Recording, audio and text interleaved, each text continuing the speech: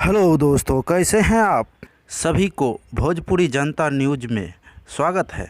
अगर आप भोजपुरी जनता न्यूज़ को सब्सक्राइब नहीं किए हैं तो सब्सक्राइब कर लें और बेल आइकन दबा दें ताकि कोई भी वीडियो का नोटिफिकेशन मिलता रहे।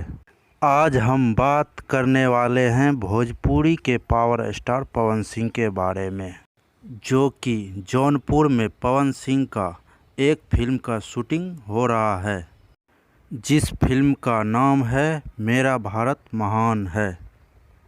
किस प्रकार शूट कर रहा है, आज हम आपको लोगों को एक वीडियो क्लिप दिखाएंगे।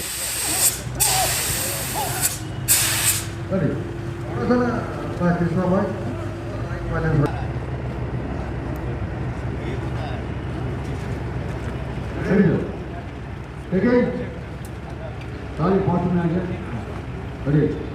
Move! Move camera! Action!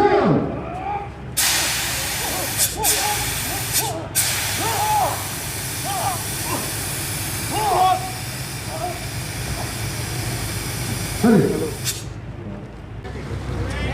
Action! यार itu tolong ya benda ya बोलते हैं देख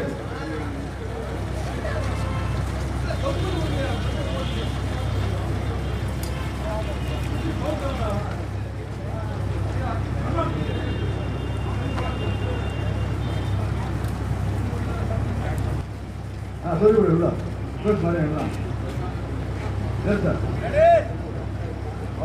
ready sampai udah apa boleh aja start चलो फाइट रोल कैमरा एक्शन।